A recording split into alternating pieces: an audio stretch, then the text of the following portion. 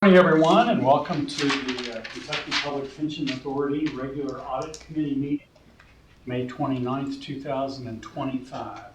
So I'll call the meeting to order, and first we'll have the legal statement.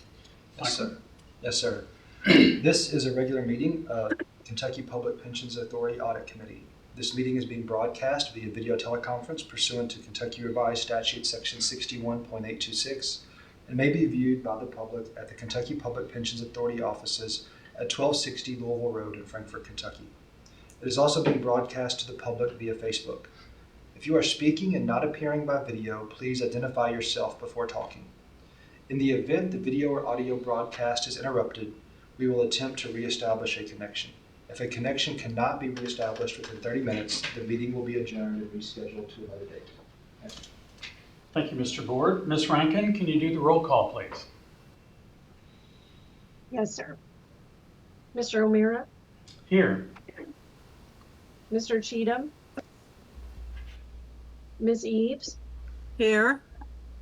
Mr. Fulkerson? Here. Ms. Hampton? Here. And Mr. Summers? I'm here. Thank you. And Ms. Rankin, do we have any public comment? No, sir, no public comment today. All right. Then we'll go to the election of this year's KPPA Audit Committee Vice Chair. Are there any nominations for Vice Chair? I'd like to nominate Lynn Hampton. All right. Any other nominations? Hearing none, nominations are closed. Is there a motion to approve Lynn Hampton as Vice Chair of the KPPA Audit Committee? I so move. Thank you. And a second? Second. Second. Having first and a second, any further discussion? All in favor, please say aye. Aye. Opposed, no. Welcome, Ms. Hampton, as Vice Chair for this year. Appreciate it. Next is approval of minutes. Is there a motion to approve the minutes of the meeting held on February 25th, 2025? I move to approve the minutes of the meeting on February 25th, 2025. Thank you. Is there a second? Second. Thank you. Any discussion? I have one comment, Bill. Yes, Ms. Hampton. I don't remember this from the meeting, and so I thought I'd bring it up, and it's in these minutes, and either correct the minutes or refer it somewhere else. I think it's on page 4 where it talks about investment policy in the very bottom paragraph. I don't have mine up, so it says that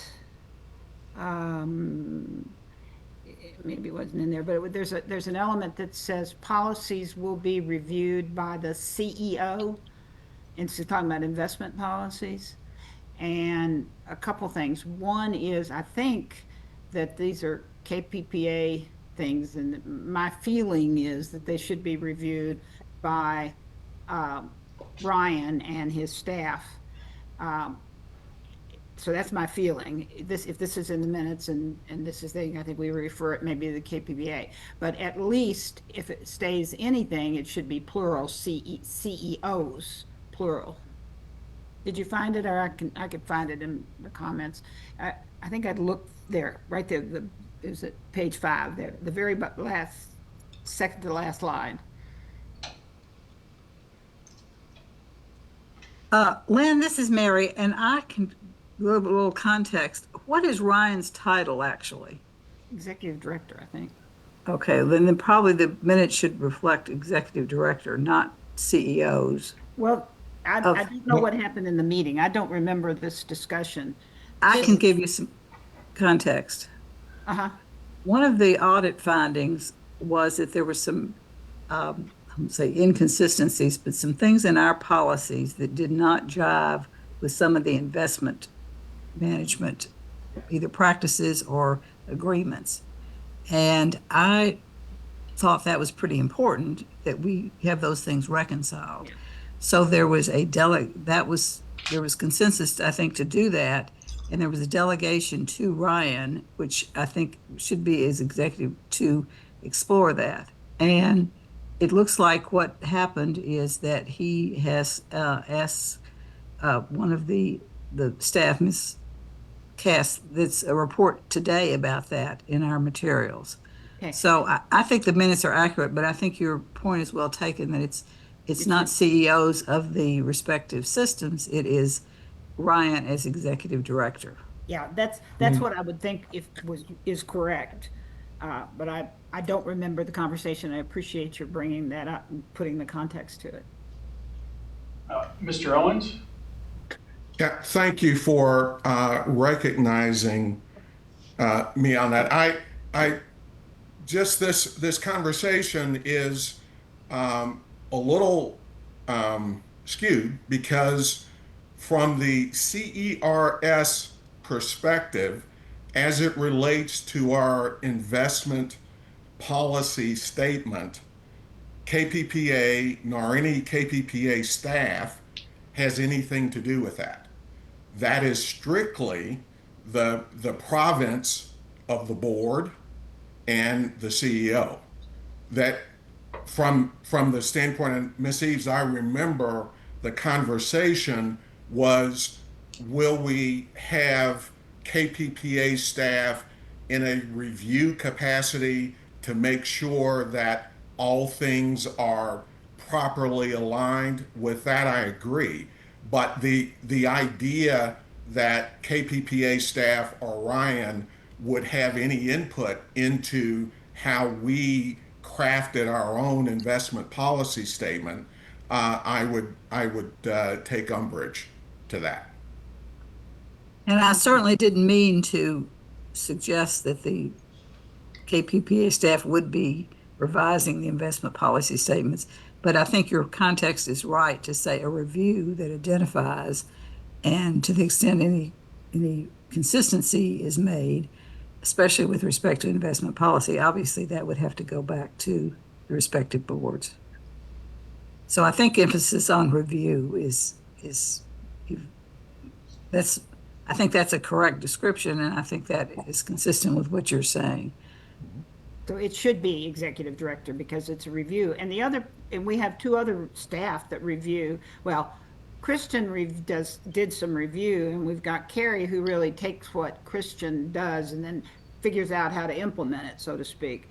And that's what Carrie's done for this meeting. Mm-hmm. Yeah, so that's staff.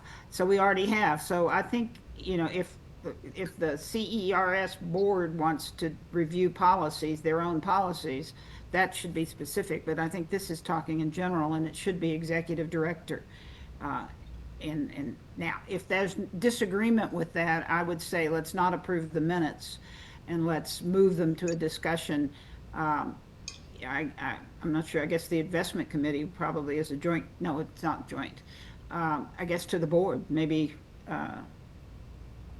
Let me look to Bill or Michael and say if we have. Let me find out. Ed, do you disagree that should be executive director? I disagree that the executive director can input, overlay, change anything that is in the investment policy statement. The executive director should be able to give advice and consent about what that looks like, but that is clearly the province of the individual board to determine. And so how do you interpret this statement? I think Mary and I interpret it as the reviewing, not the making policy. Well, I think that just because we're having this conversation and it is as detailed as it is, I would agree with your statement that maybe these minutes should be passed until we can come to a consensus on the wording of that. Okay.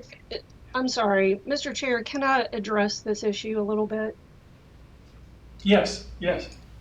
So these minutes, when minutes are presented to you all for review and approval, it is based on the conversations that happened during this meeting. So if you have disagreements about what is in those, then I feel like additional, I guess, conversations, discussions need to happen further. But these particular minutes are based on what was actually said in this meeting. So do you know if CEO was singular, not plural? 'Cause it doesn't make sense to me that it would be singular. I mean, it would, you know, that's why. We can review that, but again, these are conversations that, like, I don't feel like it's proper to change wording of things that didn't happen at the meeting. Okay, I will go If along that with helps that. any, if that helps any. Look, I think that's a good point, Sherry, but like I said, it doesn't make sense. So I'm wondering Well- if, one, there was an error that it should be plural, or two, because I don't want to approve it as it stands. True, understand, and we can Okay. review that. We can Okay. review that further if you would like to pass these. I would. I'm not the only one in this meeting, no. Yes. If I could I wait, think that, yes, go ahead. in particular, this item is addressing only the securities trading policy and not all policies.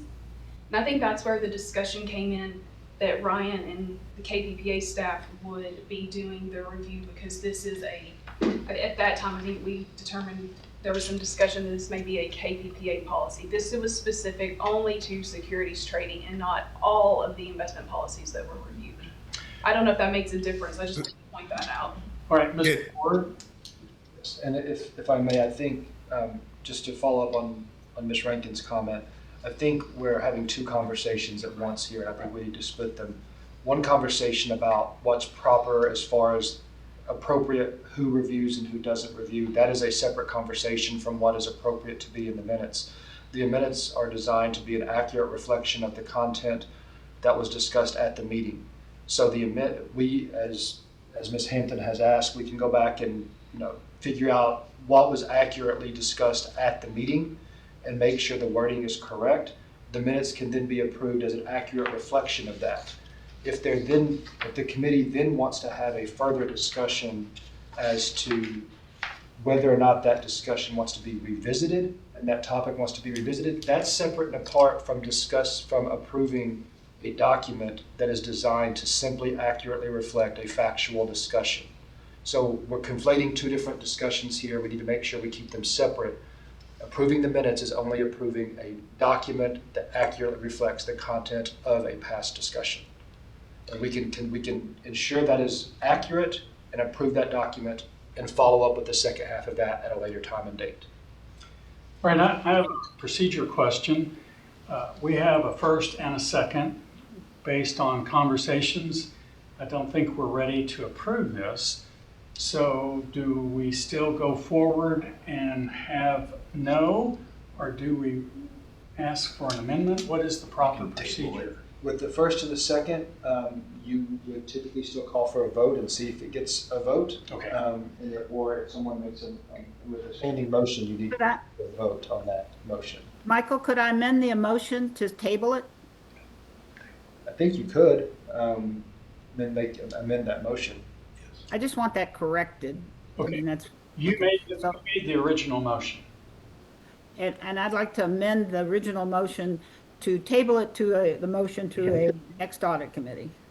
Actually, Ms. Eves made the motion Okay. regarding the minutes. Right, she's the one that would have to amend since she made the Okay. motion. and I'm fine with amending. I accept the proposed amendment by Lynn to table for the time being for a review of the minutes, later review and approval later too. I'm fine with that. I'll second it. It does not take discussion, so we have a vote to table the minutes. All in favor, please say aye. Aye. Aye. All opposed, no. All right. We get to move on to approval of the external audit request proposal or discussion of. Mr. Lamb, could you lead that for us? Yes, sir. Thank you. Currently, the RFP for the external auditor is still in confidentiality status, but what I can tell you is we are working with the highest scored vendor. We have drafted a contract with that vendor, and it is in the final approval phase.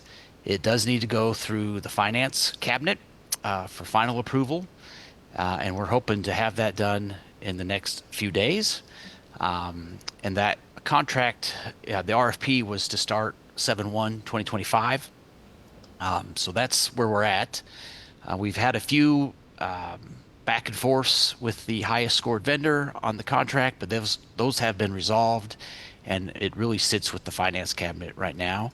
And so that's about all I can tell you. But we're excited to get moving on the actors for this upcoming fiscal year end. Thank you, Mr. Lamb. Are there any questions? How's that going to affect the schedule, Mike? It should be okay. It's a little tighter than I would like it to be, but I believe we will. We have a great staff. I believe the highest scored vendor is very capable, and I think we'll be ready to rock and roll come July 1. Sounds good.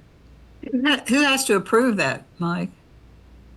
At the finance cabinet, I think it's part of the state procurement office that approve that, and there may even be the contract could get selected for the government contract review committee, and if that happens, then that'll be an additional approval step as well.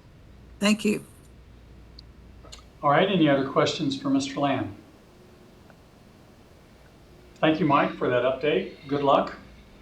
Thank you. All right, we're going to move to legal updates, and Ms. Comic, do you have information disclosure incidents to go over with us?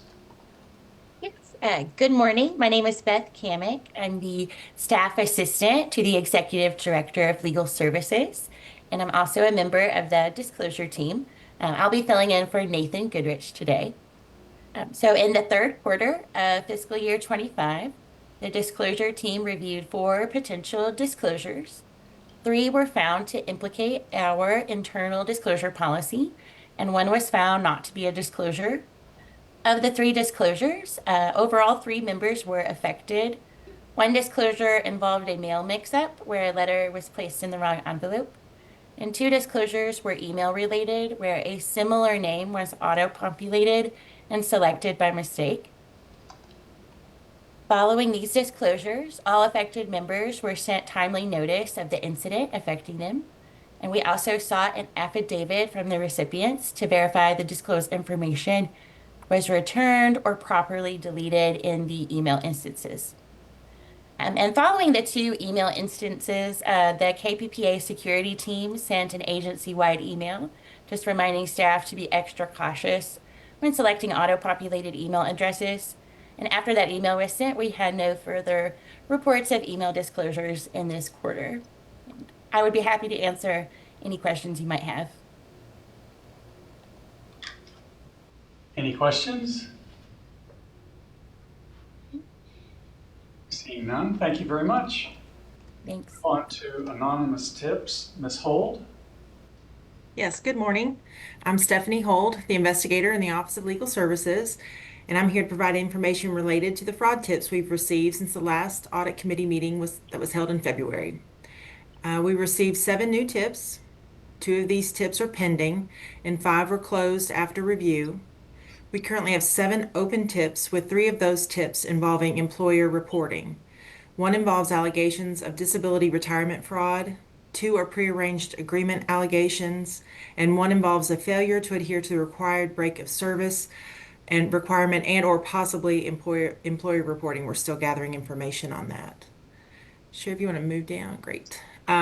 We were able to close a total of 7 cases since the last audit meeting. 1 involved alleged prearranged agreement and was closed due to lack of evidence. 2 tips involved employer reporting, and both were closed and referred to ERSI for possible audits. 2 tips related to disability fraud were closed once we determined the people being reported were not receiving any type of KPPA benefit. Another tip was closed once we confirmed it related solely to FERPA. And another tip involving alleged insurance fraud was closed because it did not involve any KPPA benefits. And that's all I have. If anybody has any questions, I'd be happy to respond. Do we have any questions? Hearing none, thank you very much. Thank you. Now we'll move on to KPPA administrative updates. We'll look to Ms. Coffey. Good morning. So the first thing we wanted to talk about was an update on staffing. Sherry, there's not anything in the board books for this. So we've been working on staffing just for about the past year, and we are happy to announce that Madeline Evans has been detailed as the internal audit supervisor. So a special detail just means you're able to put someone into a role, they stay there for a limited time. In this case, it will be until April of next year. And at that point, they revert back to the position that they were in. And then also, we have been able to bring on a full-time employee. They were in an interim position, but as of June 1st, they will be full-time, and that's James Westbay. And with that addition, we are now fully staffed. Congrats. Thank you. So, that's Any all. questions on staffing? What is fully staffed, Kristen? How many It is the full-time? chief auditor and then 4 staff members. Thank you. You're welcome. All right. Do you want to introduce each of the I people can. as we go I through all will. these? So the next item is the budget, and Madeline Evans is going to address that. All right, so closing up fiscal year 25, or getting close to it, we're pretty on track for everything. The only things I'll point out is we underestimated dues and subscriptions, so that's why we're a bit over budget in that line item. And I did want to point out that we are heavily utilizing our conference expenses because we've gotten to go to lots of high value added conferences. Any questions about the budget or what we've spent so far before I move on to next year's budget? And I'll just add that with the conferences, when COVID hit and everything shut down, and then when it did pick up, they were virtual, but this year we've actually had the opportunity to send people in person, it's just a better networking and you get more out of it. So that's why you're seeing a little more in the conference expenses this year than in past years. Ms. Hampton has her hand raised. Yes. Question about, and I might know some of the answer, that we did not have any employee training and no travel expenses to go with it. I know that we were short-staffed, and I know Madeline was out on maternity leave for a while, which might add to it, but training's pretty important, and I wanted to have Kristen, if she could address that, please.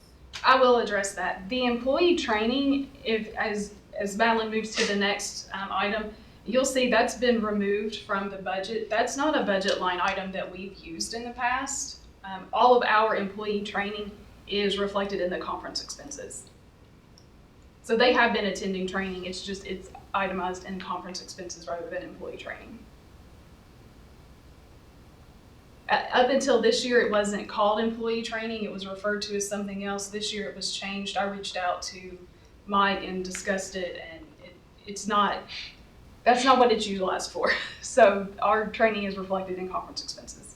He may be able to add more color to that, Mr. but I had to Lamb? put him on the spot. Oh, sorry. Yeah.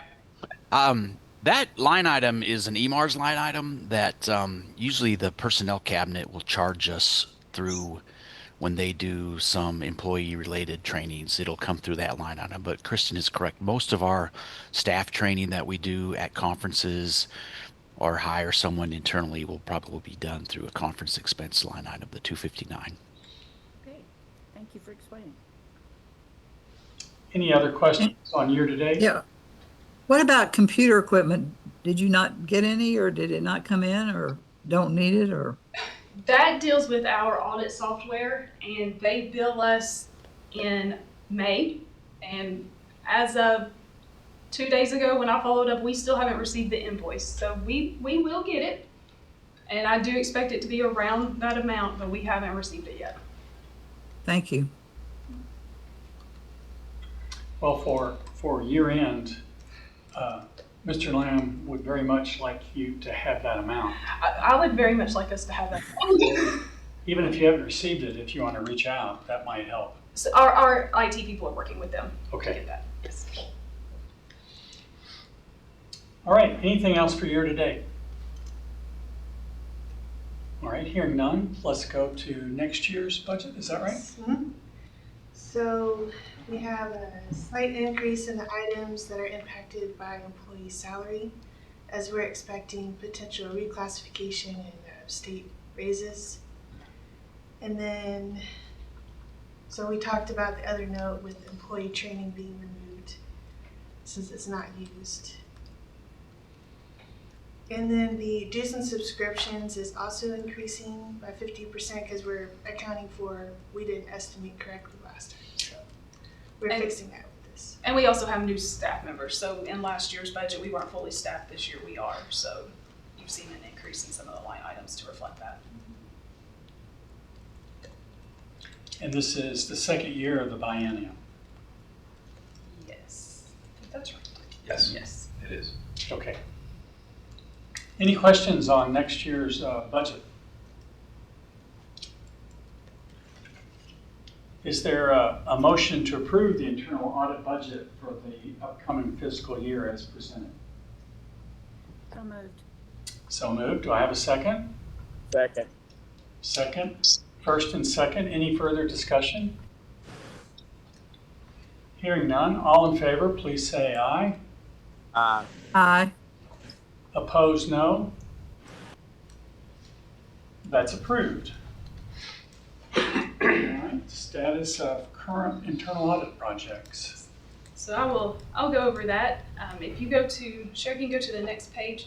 This is just a list of all of our current audit projects and other items that we work on throughout the year. And it shows the estimated start date, when we actually started it, when we've ended it, and then that last column shows if we were within the time budget that we had estimated. And Sherry, if you move to the next page. So that shows that we had 6 audits that exceeded the time budget by 10% or more, and it gives an explanation for why they were exceeded. And I believe we had discussed these in previous meetings. I'm happy to go over them again if anyone has questions. But a lot of it dealt with either we needed more understanding of the process, so that took a little longer than we thought, or we had one where one auditor started it, but then he left and another person had to take over, so that just added to the budget. And then there were a few that just for various reasons, in their document there that they went over, that we just needed a little more time than we originally estimated. But if you have any questions, happy to go over that. Or we can move to the next page, which is still the open items. And so this is the list of all of our projects that you saw 2 pages ago, but this is showing the hours that we've spent. If that column at the end is highlighted in that yellowy gold color, that means it is complete. We are done with that one. This also shows the time that non-audit staff worked on these projects. Some of them are estimates, but a lot of them are the actual hours. This was information that was requested by the audit committee, and so we are continuing to present that. And as of right now, we have 3 audits from the fiscal year 2025 plan that are open. All others have been completed. With those 3, we have the accounts payable review, and testing has been completed on that audit. We are wrapping up questions right now. No reason that will not be issued before the end of the fiscal year. We have the accrual, review of the accrual process, which was actually an audit that we added because we had completed the audit plan and we needed an additional item. So this was approved for the 2026 plan last year, and the audit committee chair and vice chair went ahead and approved us to start it this year. That report is actually out. The draft is out for review, so it should be issued within the next couple of weeks. And then we have the inventory audit. When we started this audit, when we first talked to staff, it was anticipated that we would have the information to begin this review by mid-March. But as everybody knows, things come up, priorities change, and staff has shifted that estimate, and now they expect that we will have the information by the end of June. So this audit will run into the next fiscal year before we're able to complete it, unless we get the information earlier than June 30th. Ms. Hampton has her hand raised. Kristen, I wanted to thank you for putting in the hours other hours of that audit staff. I didn't on this, but on the next audit plan, I added them up, and it's basically, equivalent to a half a person right now, and we'll see what it ends up being. But that's significant amount of time when you think about your staff is 5%, so is 5 people, so there's another half a person working on the audit. So we'll look at it as time goes by, but I think it's good to be aware of the staffing requirements for audit. I think that it has been a good addition, and we've talked about it when we go in to start our audits and we talk about it with management. I think they get a good value out of it, because as they're planning, it can help them, help them adjust schedules if they need to, see what's coming up, see how much time it's going to take. It gets them thinking about it. So I think it's been helpful.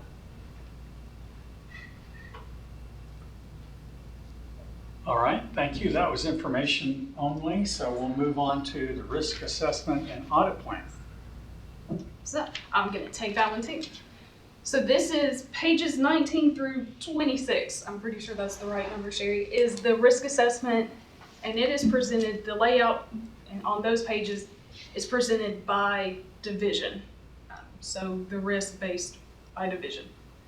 Starting on page 27, it is the risks and it by score, so the highest to the lowest. The format that this is presented is the format that we discussed last year, where so the way that the risks are worded, it's that format. And if you go to page 31,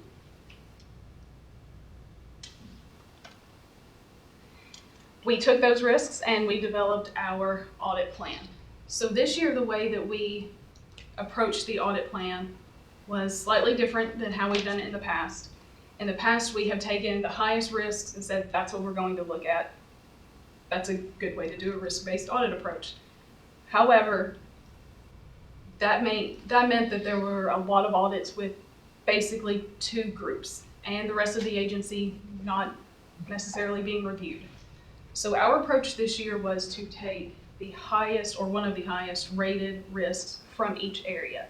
That way the entire agency will be reviewed and no one division has 5 or 6 audits. The exception was when you counted up how many hours and how long it was going to take, there was going to be one division who would be lucky enough to not be picked for an audit. And for 2026, we chose accounting. We've looked at them a whole lot, so we're familiar with their processes, but they have a whole lot going on in the upcoming year, and so being cognizant of that, we thought we would not audit them in 2026. So that is how we came up with the audit plan for 2026 and 2027. We took the risk from each area.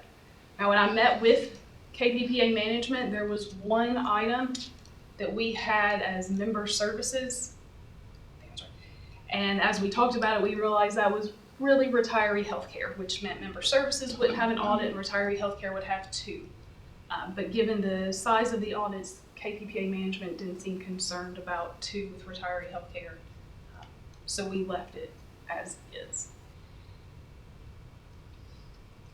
And then there were, if I'm going too fast or you have a question, please stop me. There were 2 audits on the audit plan for 2026 that after meeting with KPPA management, they wanted to bring to the audit committee for discussion. We have them listed on the plan, but we have an alternate also listed. So you'll see 2021-1 and 1A and 2021-8 and 8A, the A being the alternative. So for 2021-1, there was a risk that the manager fee and performance fee that we pay may be quite large in proportion to the return that we're getting. And it was just asked that be reviewed. After discussion with KPPA management, they thought it was possible that that information may be able to be presented better by the investment group. If the audit committee agreed, we could remove that and replace it with the 2021-1A audit. And then with 2026, sorry, I'm saying 2021, with 2026-8, that was a concern about the utilization of the office buildings, how they're being currently utilized. And it was thought that KPPA, another area of KPPA, may be able to just run a report and show that in a light rather than having it done as an audit. So we have an alternative to replace that if the audit committee agrees with having someone else look at that.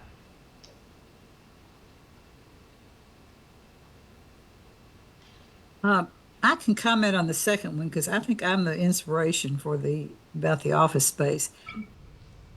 I have just an impression that we've got too much space for the utilization of the KPPA, especially in light of people that are working from home. I mean, which leads to utilization of electricity and all sorts of things. And I don't know where to lodge that concern or that. And then, so I suggested it on the audit list because I think that would be a detached view from anybody who is responsible for the audits, responsible for the office space. So it just seems like there's just a lot of, parking availability that it seems like there's just excess. But that's an impression. And that's an impression, and that's why I would like to have it reviewed, because, of our fiduciary responsibility is to avoid waste. Go ahead, Mr. Barrow. Sure. I actually think that's an astute observation. I've made the same observation myself. I guess just to elaborate the conversation we had with Kristen, there was legislation that was filed last session to bring everybody return to work. We've seen that across the country. And we really felt like that's a variable that we just could not control. So, if we do an assessment of, say, like selling space, it's all dependent on how many days in the office. And that's really a general assembly. I think at this point, we've seen in other states, kind of decision. And when we talked to Kristen, we said, well, what are we going to assume on that legislation? We saw it not move last session, but we've seen it moved in others. So, really, I think the answer is really a derivative of that assumption. So if it passes, and Rebecca can help me with the details, but if it passes, we probably we have enough space, but we don't have maybe enough desks and those kind of things. If it doesn't pass, we're going to continue to see, I'm here just about every day, occasionally work from home, but really my set schedule. But, most people do have a rotation. So that was one of the variables that we as management didn't have any way to assess. Kristen, help me. I don't remember how you were going to assume that. And really it kind of drives the answer. So I know other states are dealing with it. We certainly we're trying to react internally. Had that passed, had that moved. But that's just the variable that really, I guess, caused this conversation. But Rebecca, help me with the answer if we return to work, which would shift everything. That's absolutely correct. I think you stated it very well. We certainly can give you some information, Ms. Eves. We have 88,000 square feet here. If everybody returned to work 5 days a week, we would be cramped. There are a lot of options. If we really went down to one building and we stayed here where we are, we would either have to build a server room in this building or a board room in the other building. Both of those would be pretty expensive. That would come into play. There's a lot of debate about whether everybody needs office space or not. I can tell you everybody thinks they do. I'm not as convinced about that, but it is absolutely what everybody thinks. Cubicles, there's so much back and forth with all of that. All of that is very expensive. The other big factor in all of that is what is office space worth in Franklin County right now. And And these two buildings are also part of the investment group. So there's a ton of pieces to thinking about that, and all of them have been discussed. We certainly can give you more information on that. We're always willing to look at what might change about any of those pieces that would make the answer different. Right now, I feel very confident in the correct answer is to kind of wait and see. But the Department of Personnel, all of our employees fall under KRS 18A, which is the Department of Personnel, which means they get to set the flex schedules. We could choose that we want X, Y, or Z, and the board could say they want X, Y, or Z, but 18A employees are subject to the personnel's requirements, and this legislature could come in and do anything, and there has been quite a bit of stirring in that area to have people come back. If we had people come back, we would need every inch we've got. But it just seems like there's lots of alternatives. I mean, if we have a lot of excess space, I mean, you can lease it to someone else for a short period of time. You could, shut down a wing. I mean, there's lots of alternatives, I think, in terms of, I guess what I'm concerned about is this openness of maybe there'll be a command for everybody to come back. But when it just seems like we're spending a lot of money in the interim until some maybe thing would happen in the future from the legislature.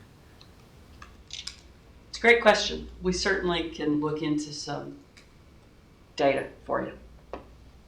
Ms. Hampton? Lynn, go ahead. I understand this, and I was going to kind of say what Ryan said, and then I've got a couple other thoughts to put in. It's going to cost us one way or the other, that kind of stuff. But I think that we might want to determine exactly what Rebecca was saying. If everybody came back on board, what would we need? Second, what could we do to create a hoteling type service that I've seen in CPA firms and things like that, and to do, rather than this study the way we've got it here, to look at it, because the only way I think we could be sure is if we did this study and we went to the legislature and said, okay, what we have found is we have significant retention, we have happy employees when we allow a remote, and they are productive. So we want to make sure that before we do anything to get rid of a building, that we want to make sure that you're not going to tell us in 2 years that we have to use it again. So, I mean, I think if we package it that way and we go talk to the legislature, we could build some security into the decisions that we make. Mary, does that sound reasonable to you? Yes, and and also I don't think it's a material thing, but this Louisville office will divert some staff from the Frankfurt location. Nobody anything is anybody in Frankfurt going to go to the Louisville office? I think they're all working from home. No. Go ahead. Yeah, so those in Louisville that would utilize the Louisville office unless something changed, they are currently. So we wouldn't need office space for them in Frankfurt is the point, I guess. For meetings and stuff like that, but traditionally we use this room for those, so not for baseline everyday work. But it seems like the question posed, though, with Kristen is this a proper thing for her to undertake a review on? It might be a real estate kind of consulting, because to look at. But I'd like to bounce it to Ryan and he kind of knows what it is, and have him look at it. And what do you think you could do to give the board some security that if we get rid of that building, we're not going to have to build another one soon? So this is some of the discussion that we had with Kristen. Both of these audit options have We have no issue with them. It was just there was some level of complication. So back to this one is, the legislature has the full power to make a decision, and sometimes that is not transparent. And to be honest, when the bills dropped, no one knew about it, etc. So really, just that one basic assumption would lead us two different paths, and we didn't know how to handle it. So, if the board's comfortable to say, assume return to work, and we want to ensure we have facilities for that, I think that's one direction that audit would go, or whoever. If it's assuming the status quo stays in perpetuity, there's a completely different answer. So if the board has, a basic view on that assumption, I think that would save a lot of work, and that's kind of why we had that discussion with Kristen. She's bringing it forward. Yeah, and Ryan, I think it would be a contingency, under scenario A, if everybody came back, would use every inch. Alternative B, if we stay as if things are. Yeah. I don't think that's unduly complicating things. Yeah, and to be honest, just frank, I asked the same question that you did when we started here. The research that was done, as Rebecca was saying, is the status quo, we have excess space. If we return to work, we will be very cramped, but we will be able to fit and Rebecca has more details, but that's the basic high level of what's been looked at, just predicated on that assumption. I think the question here, Ms. Eves, from an audit plan is that a question you want to ask staff to go chase, or do you want audit to audit that? I don't know what they would audit. I guess they could audit the decisions that we've made. I don't know where the audit would come. But staff can certainly give you some reports and some data so that you can make some choices. If this were going to stay on the audit plan, it wouldn't necessarily be conducted. It wouldn't have to be conducted the same way an audit is conducted. It could follow more along the lines of what we call an agreed upon procedures, where there's certain questions that you want asked or that you want answered and certain data that you want to see. And we would go and compile that data, and we would find the answers to those questions, and then we would present those results, as opposed to auditing the decisions made. Yeah. And Rebecca, I agree with you. It sounds to me like this is we're probably not the first person that's had to look at this, and there's some real estate people or something like that out there that know the questions to ask. That's the issue I've got is I don't even know the questions to ask. So, but again, Mary brought this up, so I'm giving suggestions. My suggestion is it's not an audit thing, but it's more management effort. And Lynn, to the extent we get the information, the idea about the audit is that Kristen is an independent auditor, and there are, the management and staff may have a different. They're very much affected by this, I guess is what I'm saying. And so I think that it was just a good point to say to Kristen, who invited us to comment on what she should be doing. Maybe it is just, if we stay as it is, how many square feet are we using? How much electricity are we using for that amount of square feet? Yeah. I get it, Mary. I don't think staff would know how to do it any more than Kristen would. I think it's somebody. That's why I said I don't think we're the first ones to face this issue, and we should kind of look and see who. We've seen people decide to turn a building into condominiums. I don't think we want to do that. But anyway, it just, as an accountant, when I look at these kinds of things, I go, who should do it? Mm-hmm. And I think Ryan should. Or not Ryan should do it. Ryan should find it someplace to get it done. But that's only me. One of the options that we also discussed, let me know if I have this wrong, but that when we were talking about this was to keep that independent review, was to let management, like KPPA management, pull this information that you're requesting, but then have the audit team look over it.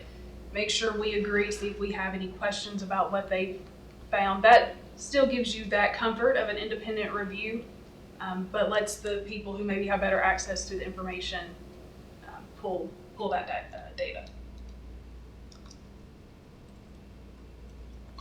And that could be done without it being on the audit plan. I mean, we can just do that. If you want us to look over something, we can always add that in as something we do. Yeah, hearing the conversation, I'm glad you brought that option back up. I mean, we're fully comfortable to compile the data and then pass it over, and it can be, reported and verified in maybe your same process. So that's maybe option C or 8B, sorry. And I'm fine with that. I mean, I think I'm not strident about it, but it just. Let me help clarify the question. From the discussion, I think we're asking, what is the excess under the current scenario? What is the additional cost if there is an edict to fully be in an office again? So I think those are the two questions that are being asked. Is that a good summary? For me, it is. Yes. All right, then I think we're having a three-way conversation, but I think the committee is probably comfortable with the two-step process that was last discussed. Is anyone opposed to that? I'm not. Me neither. All right, I think we've got direction. So then with 2026-8, what I'm hearing, we are going to put in the alternate, because just reviewing the work is not a full audit. It won't take as much time. So 2026-8, the office space utilization, KPPA management pulls data, we review it, and then the audit is replaced. That one will be replaced with 2026-8A. Is that? Yes. Okay. So then the other one that has the alternate is 2026-1, and that is the investment manager and performance fees paid is may be too high. The concern was that it was too high in relation to the return that we are getting. So, discussion? So I think the question is number 1 or number 1A? Yes. So with speaking with management, there was a thought that, well, I think the first thought was this information is not, you can't just go run a report and find it easily. So it may be something that could be better researched and reviewed by the investment staff, or not that we were trying to hand stuff off to them, but that it just may be something that would be easier for them to delve into as opposed to trying to audit something. Because again, this brings the question, what are we auditing? We can go in, we can tell you what the manager fees and performance fees are, maybe. We can tell you what the returns were and show you the proportion. It's not really auditing, it's just giving you the data, which we can do. That is something that audit can do. But is that where you want us to focus our time? Or would you rather us audit, replace it with the 1A audit and have those reports pulled by another area?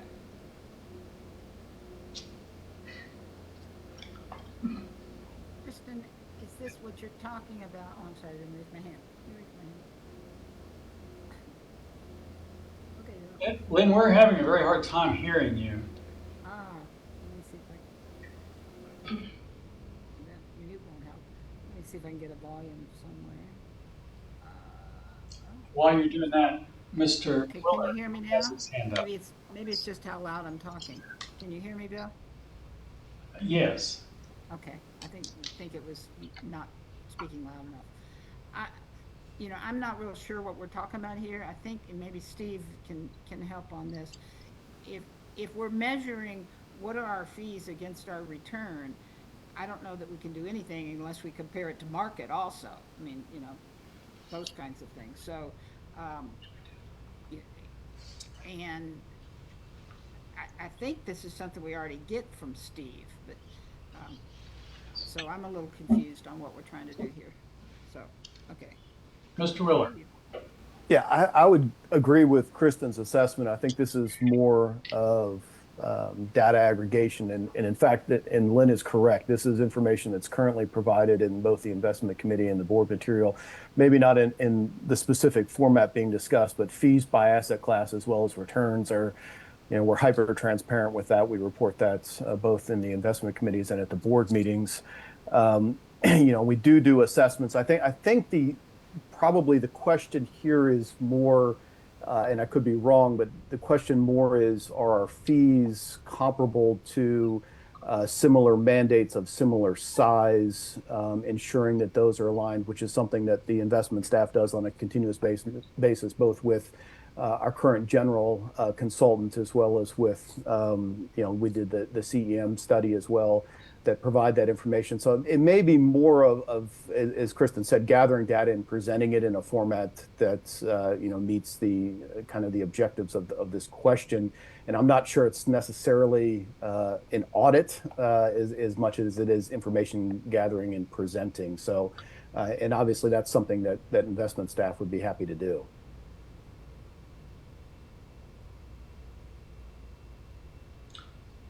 So I will pose the question, if are we wanting to go with the investment additional reporting review or the alternate, which is, tell me again?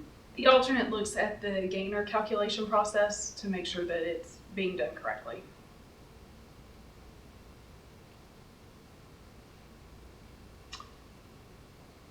Right, there doesn't seem to be a strong opinion on that. So the investment staff has offered to do that, and we'll go with the other unless I hear further discussion. All right. So go with 1A or go with 1? 1A, I believe. Yes, that's what I think. Yes. Yes, Mr. So again, a lot of this is in reports, et cetera. Would this then be, Steve and his team presenting back here, or is it a board retreat? So again, just to make sure we fulfill that commitment, right. Bring the information just to the right body.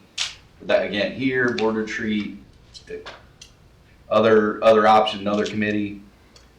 Well, it's an excellent question because the data is already there. We're talking about formatting, if I'm understanding correctly, and how it's presented. So I would look to Mr. Willer and the investment to propose how best to present and where. Great. Okay. Is that That works for me.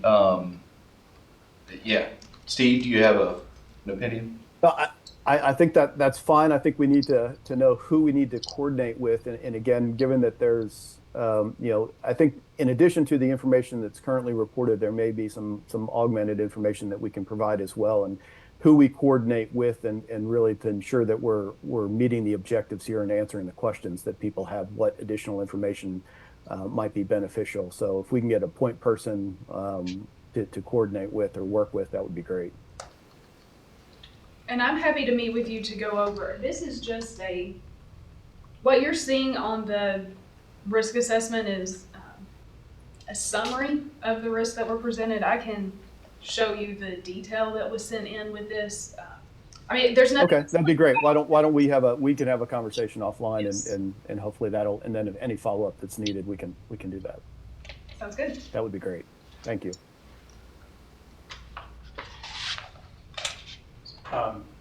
Mr. Owens has his hand raised. Yes. Thank you, Mr. Chair. And on that point, I agree with Steve that a lot of the information that is being discussed here is already presented both to the investment committee and to the board.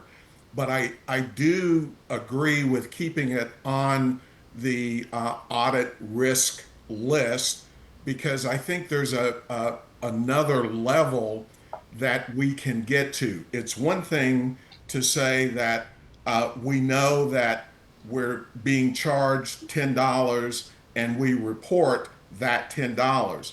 It's another thing to ensure that that $10 is in agreement with our investment contracts. And I think that we need to have that level of review to ensure that what we're reporting is actually in line with what the investment contracts require.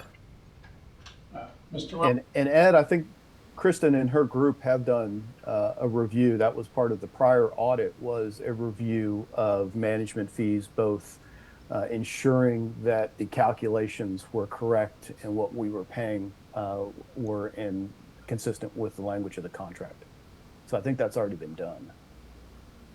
That was done last year. So, and that, the risk that those may not match, while we have done the audit recently, that risk is still a part of the risk assessment. So we are accounting for that. so are we good? The two alternatives have been decided? That's what I heard. Okay. So we have more to your presentation on risk assessment. So, well, the other item that's on there is also the 2027 plan. So this is based on we followed the same thing with, let's look at the whole agency and not just focus on, one or two areas. So the 2027 takes the next highest or one of the next highest risk for each area.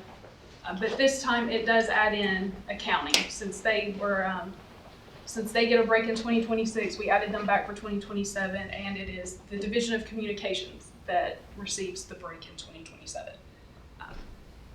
We are asking for approval for both 2026 and 2027 plans today. We ask for approval for both. That way, if, like this year, we are able to complete the audits for 2026, we have direction on where we can go. But we ask for that approval with the understanding that we will do the risk assessment again next year. And if any of the scores change or any new risks show up, it could change the 2027 plan that you're seeing right now to account for those higher risk items.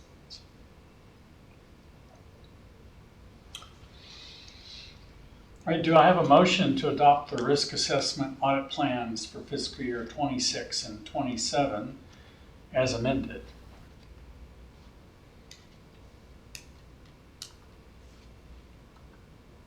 I'll move. Thank you. Do I have a second?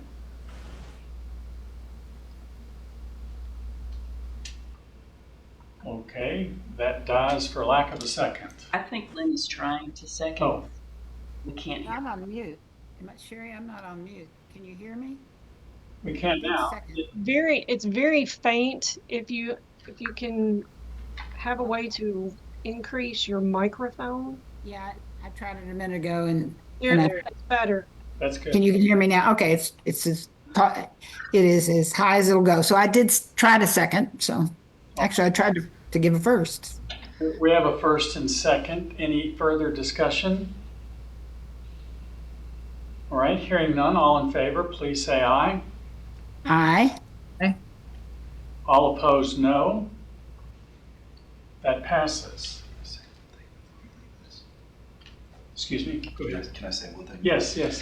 I just wanted to thank the collaborative process. Some of the conversation today I think was robust and helps guidance. There was multiple emails sharing the plan, working with us. We were very appreciative. I think it produced a better product prior to today, and I think we have a better product going forward. So I just wanted to highlight that collaborative effort on working on the plan. Thank you. Thank you. Great. So are we ready to go to Office of Investment Policies? We are ready. All right, Ms. Bass, can you walk us through that? Hello, I'm Carrie Bass. I believe this is my first time appearing before this committee in my current position as the KPPA's compliance officer. And today I'll be following up on a conversation that you all started on your own earlier in this meeting. And that is a follow-up to internal audit's previous findings in internal audit number 2025-2. Specifically the first and third findings. So I'll take the next slide, sharing. As a brief refresher and summary of those findings, internal audit identified approximately 22 board-level investment policies. That includes 11 policies of the KRS board and 11 policies of the CERS board. And in its first finding in audit number 2025-2, internal audit found that compliance with some of those policies was not being monitored or reported. KPPA management agreed with that finding and said that the new compliance officer, myself, would be working with KPPA management and the CEO to develop and ensure implementation of procedures for monitoring and reporting compliance with those policies. And in finding number 3, in particular, internal audit found that the security trading policies of the K and C board were not being followed. KPPA management agrees with that finding and indicated that appropriate backup would be designated for the compliance officer and that the compliance officer would help to develop procedures to ensure compliance with that policy, in particular in the future. And I see Mr. Owens has his hand up, so I'll turn that over to him.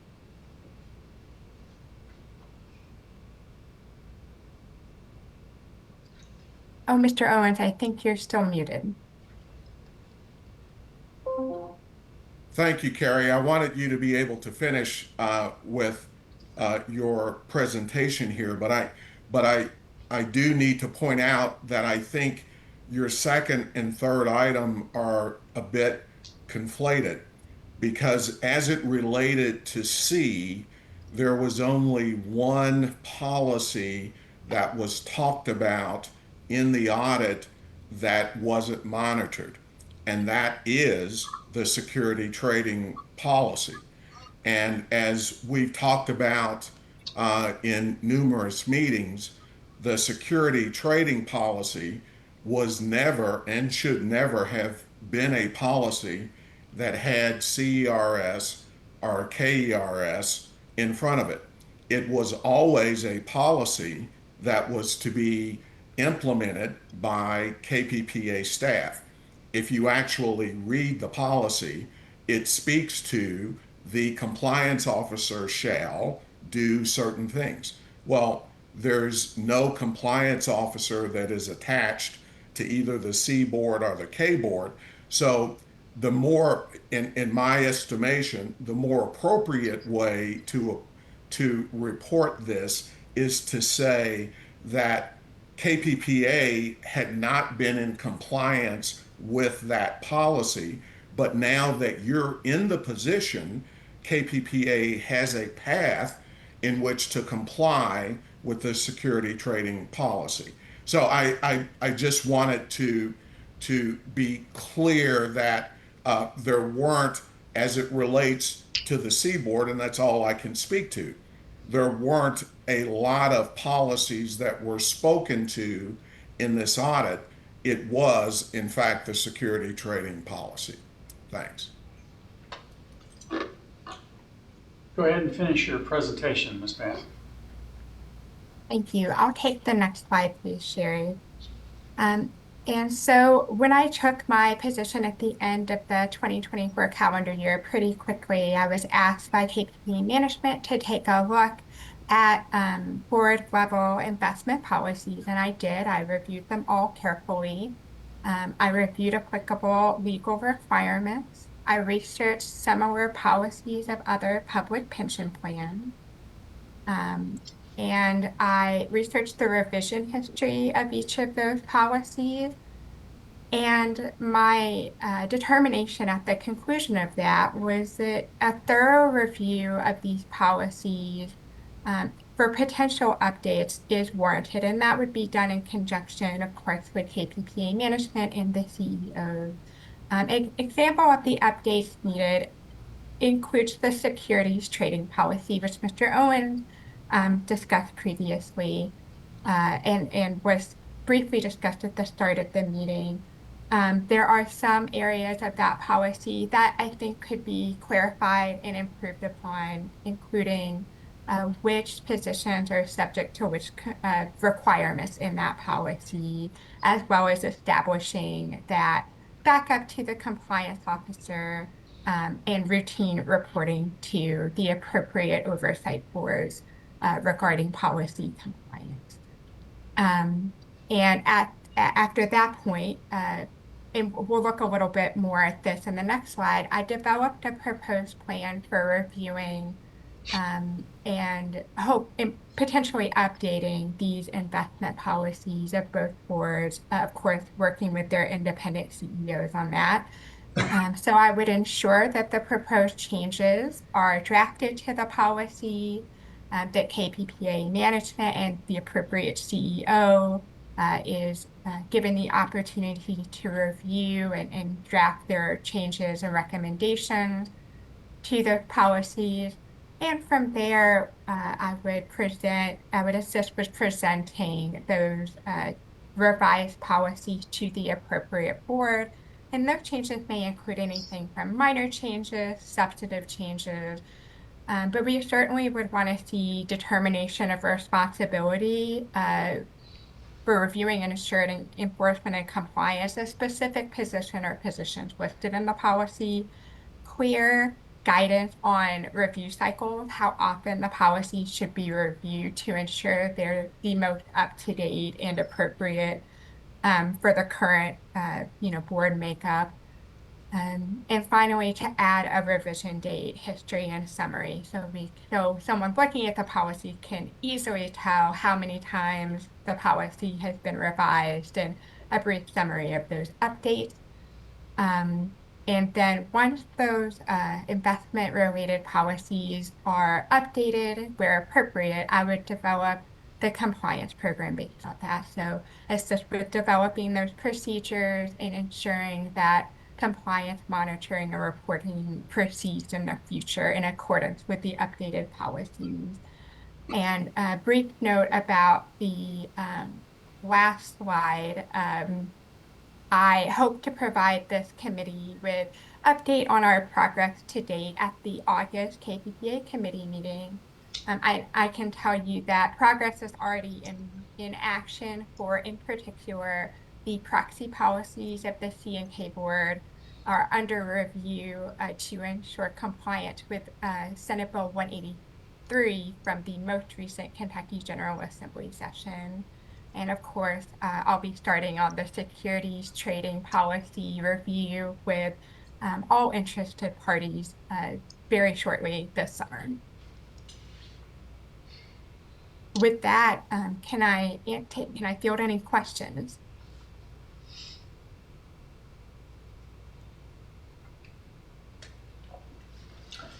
Well, Ms. Bass, we welcome you to the position and look forward to you developing those procedures and policies and reporting back to us in August. Thank you for your time. And I would like to add, Carrie, thank you for your work to date.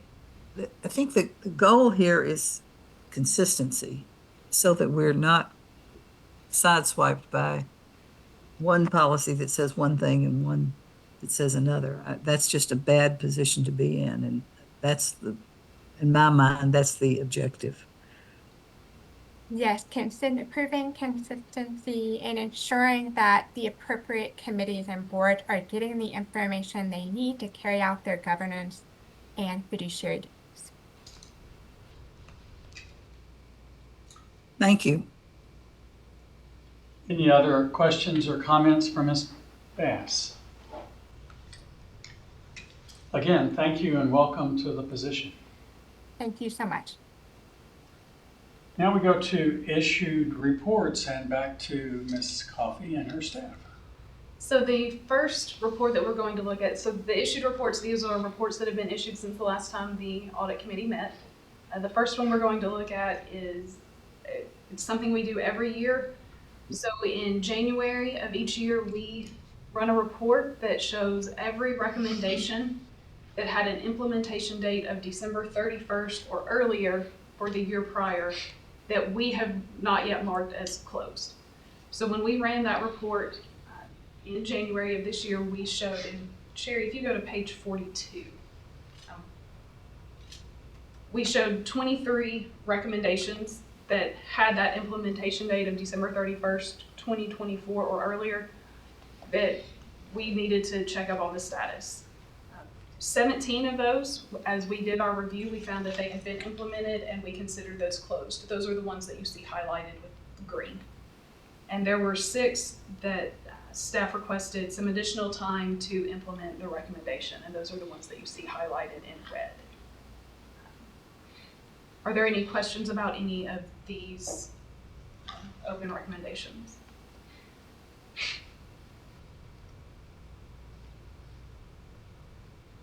All right. Then we will move on to the next issue to audit, and I believe that one is Madeline. All right, so this audit was about the disability administrative hearing process. So it was fun to go through, got to look at lots of documents that I've not seen before and learn that process.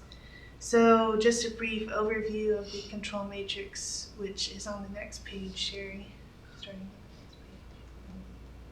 with the next page. Not the next page. Page 48. Did you hear me? Can you go to page 48? I have the wrong numbers. Scroll down. Sherry, I'm not sure if you can hear us. I think it's page 48. Okay, yes, so these are all the things that we tested that you can see on the control matrix. We tested to ensure that hearing documents were submitted timely, that procedures were clear and complete, that members who requested accommodations received help needed, and that hearing documents were shared externally with members and their counsel securely. The only, we didn't have any reportable findings. We had 2 management letter level findings that are starting on page 57.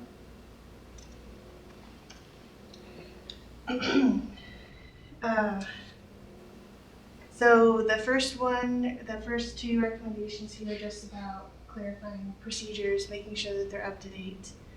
And that has been done, that update has been done.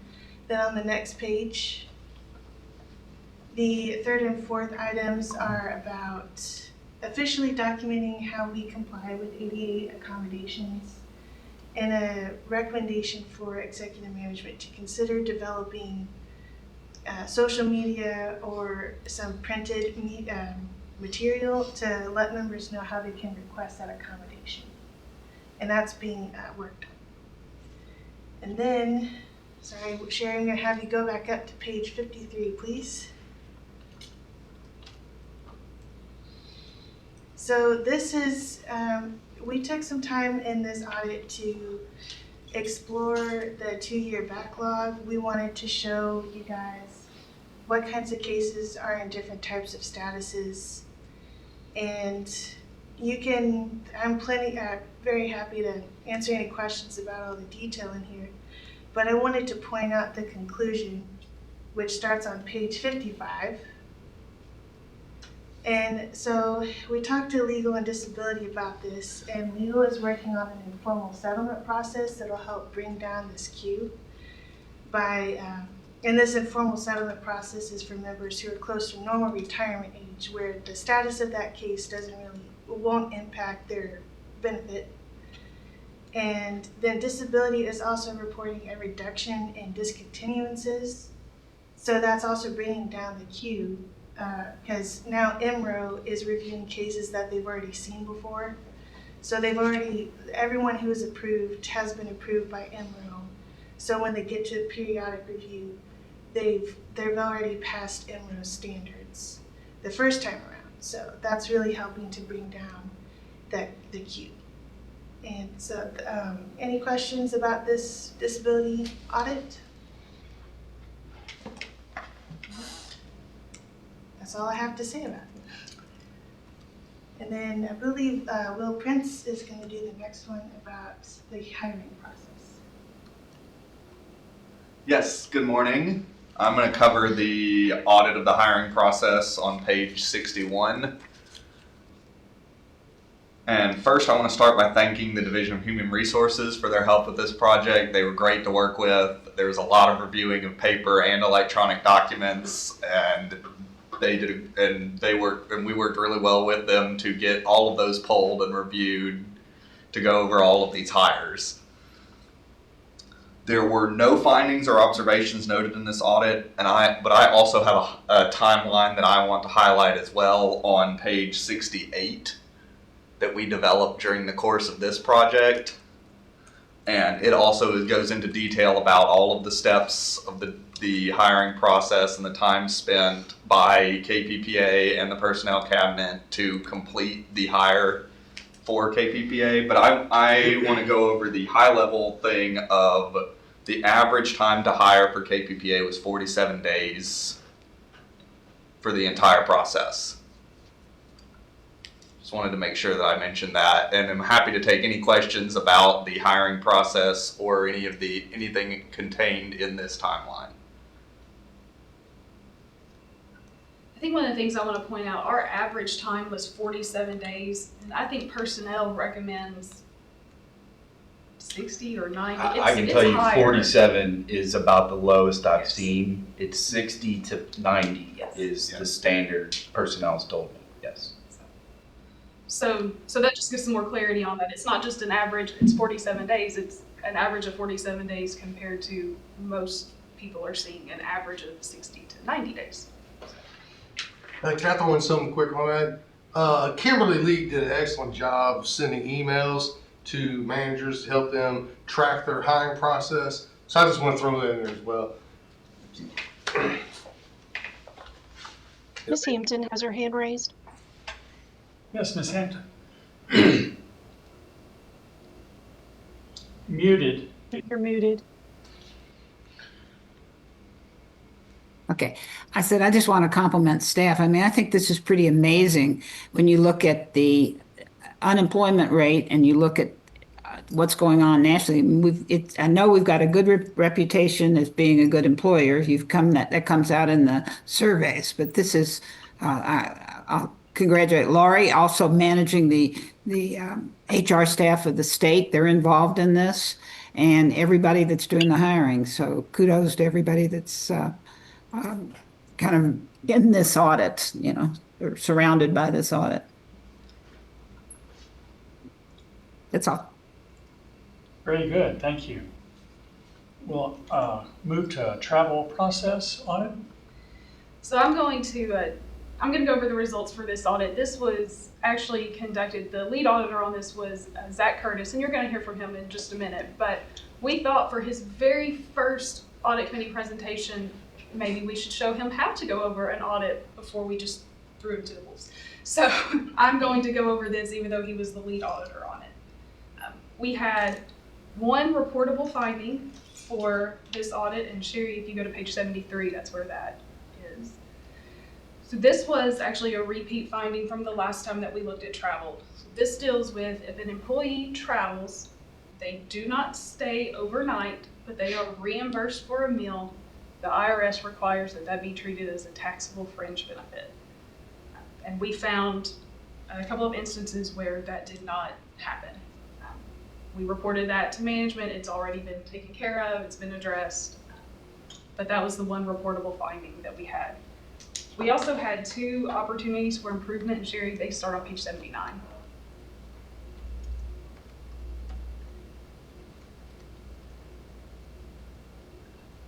So we're throwing out some, I can't remember, I think these are new terms for this meeting, so just for anyone who's watching or listening to this and maybe hasn't heard this presentation before, so in our audit reports, you will see what is called a finding or an observation. A finding is something that's noted that is major noncompliance with a statute, a regulation, a policy. An observation is, it's more minor. We tested it, we didn't get the result we expected. So it's not major nonconformance with something, but it is a minor item that needs to be fixed. An opportunity for improvement is, it's not necessarily that anything we tested failed, it's just an opportunity to maybe improve the process. And those get reported in a separate management letter. So that's what these two items are. So the first one deals with the procedures related to the travel process and just updating those. The current procedures the titles haven't been updated to reflect new titles. There's been a change in the process, the way things are uploaded, and that new process is documented. And there was also a potential to add in, when travel's reviewed, there's certain criteria that's followed to see if it's going to be approved. Just kind of adding details related to that so that if someone else has to step in for that process, they know what they're looking at. And the second one deals with one travel reimbursement was not signed by the individual's supervisor. And the reason this is showing up as an opportunity for improvement as opposed to an observation or a finding is there was nothing wrong with the travel. It was a business reason, everything was calculated correctly. There were no issues with the travel. There was just a signature missing. And we found the reason we believe that happened is the way the process works right now. If the supervisor of the employee traveling is a division director, they are not required to sign the form. They just upload it to the ticket and say, this has been approved. And that's an approval. That's an acceptable approval. In this instance, the division director uploaded the travel to the ticket because that's what they do, but the division director was the one who had performed the travel, so it needed that additional supervisor signature to conform with the process. But again, there were no issues with the process. It was just something that the staff reviewing it saw the division director uploaded it. That's perfectly acceptable. It just kind of slipped through. And it's been discussed with staff to clarify how to handle it if the division director is the traveler. But since we did note it, we did want to include it as part of the review. So that is everything I have with travel. Any questions? Well, do I have a motion to accept the issued reports, the three that were presented today? I move, Mr. Chairman. Thank you. I have a second. I'll second. Moved and second. Any further discussion? Hearing none, all in favor, please say aye. Aye. Aye. Opposed, no. Those are approved. Thank you very much. So now we move to a professional article. We are going to have Zach Curtis go over the professional article. Zach joined internal audit in September. If that's wrong, Zach, let me know.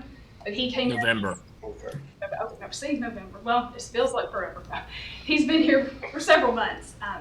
This, I think, is his first meeting where he's presenting, and he has found an article that deals with some hot topics that are in the news now. So we're going to turn this over to him and let him go over that article.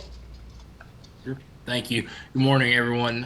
So I chose this article just based off of previous training that we had with the AGA, and it's just regarding AI in the government, when it's implemented, how it's implemented, but just a kind of a brief summary of everything.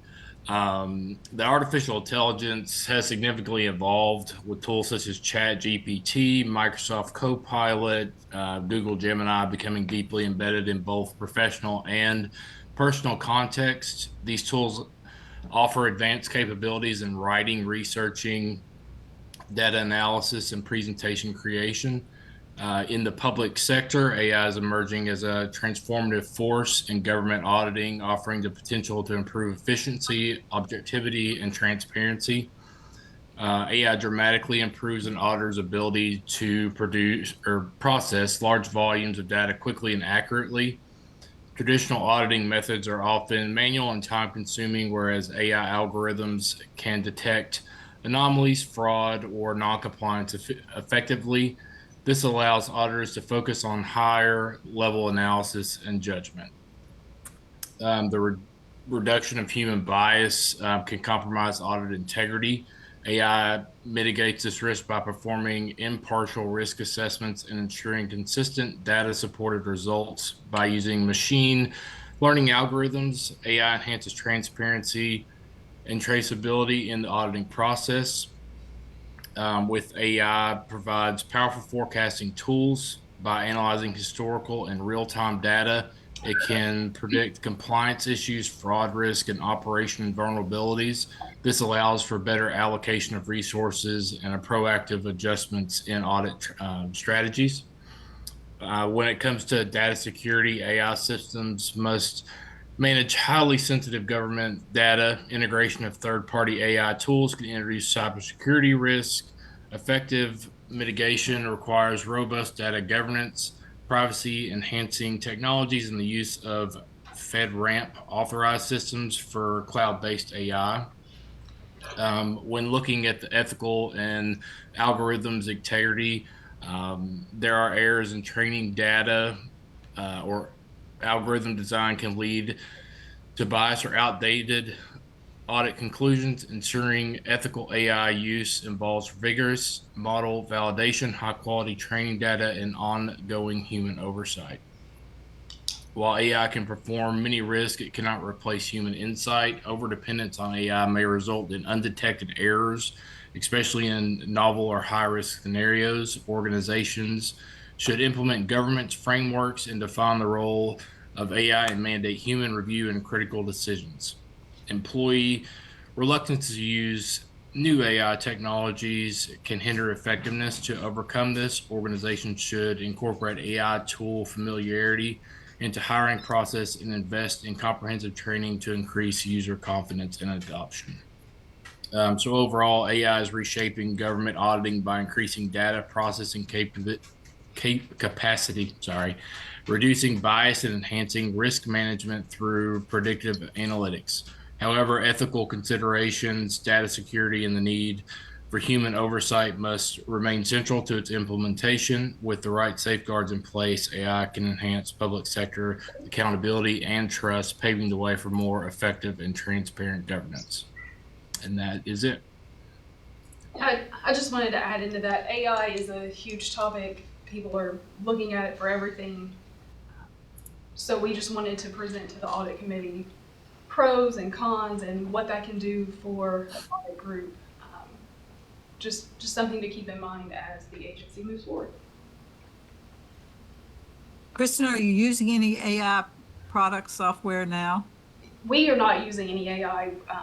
We default to KPPA's security team on what we're allowed to use, and we have not requested any AI or even looked into that yet. We can definitely have a conversation with them, but we wanted to present this first and just get it out there and get people thinking about it. Thank you. I have an uneducated comment, but the statement that AI is unbiased doesn't seem real strong with the things that I've been reading about AI, that there can be and are observed biases in AI. So just an observation from someone that's not really in the field. I would agree, there are biases. I think you've seen that there are biases. I think when this article was talking about unbiased, I think it meant like when it's analyzing the data that you feed into it, it's not putting a bias on that data, whereas a human could pull some data and automatically be biased towards some of the data. And as long as you're just feeding it data, it's not inherently biased. Now, but as other things get fed into it, yes, I think there can be some bias. I will say it's actually my husband's experience with AI was asking a question and they came back with an answer. He asked them more data on that and they were wrong. And he showed them they were wrong. They came back and said, "You're right." And then he went back in 2 days later and asked the same question and they gave the same wrong answer. He wanted to know how many people were indicted in each one of these presidents. And on George Bush, included in his indictments was a couple baseball players. Lynn, I think those are called in the AI world hallucinations. Yes. Yeah, it's a good one. All right, well, good subject. Thank you for bringing it forward. Is there a motion to enter into closed session pursuant to 61.810 sub 1 sub F for the purpose of conducting discussions that might lead to the appointment of an employee? Do I have a motion? So moved. And a second? I second. All in favor, please say aye. Aye. Opposed, no. We'll now go into closed session. Before you take us offline, I have to read this. Oh, excuse me, sorry, one more reading. I have to read this.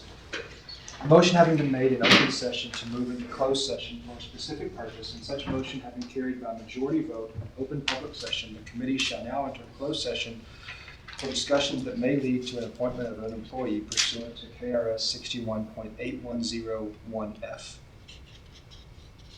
Now we go into closed session.